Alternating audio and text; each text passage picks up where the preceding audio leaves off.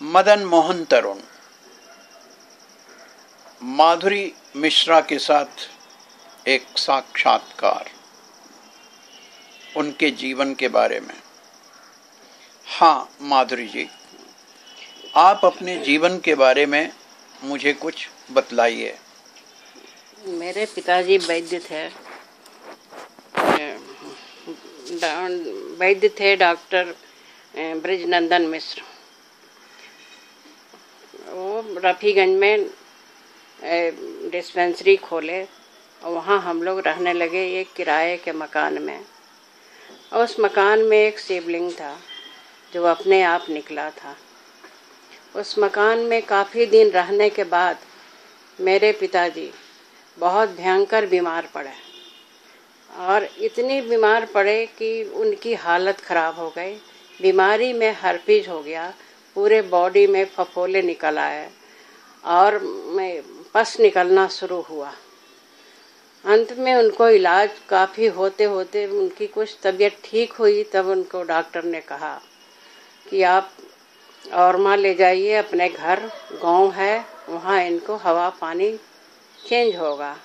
तब मेरे चाचा जी औरमा ले गए, वहाँ उनके अपने इलाज शुरू हुआ और हम लोग भी उनके साथ रहने लगे। मेरी माँ का कहना था कि तुम पिताजी के पास मत जाना, और मैं वहाँ डर से नहीं जाती थी क्योंकि मुझे देख के पिताजी को पीड़ा होती थी।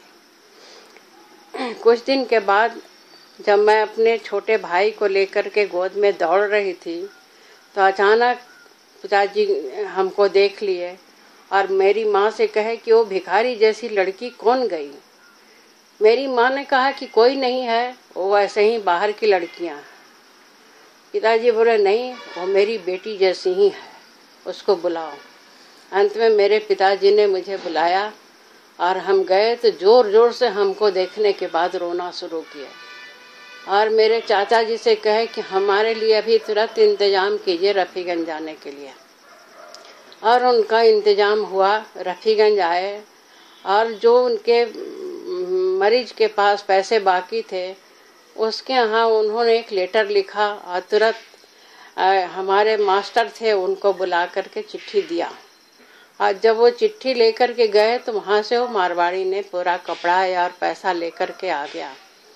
और हमारे बाबूजी के निकटवर्ती दोस्त थे कारू दादा, उन्होंने कहा कि उनको बुलाओ और आने के बाद उनको कपड़ा दिया गया कि 4 घंटे के अंदर अब इस कपड़े को सिलवा करके और लाइए और हमारे बच्चों को पहनने के लिए दिया जाए। और घर में जो भी सब सामान कुछ भी नहीं था सब लाया गया और उसके बाद हम लोगों का जीवन फिर स्मूथ हो गया।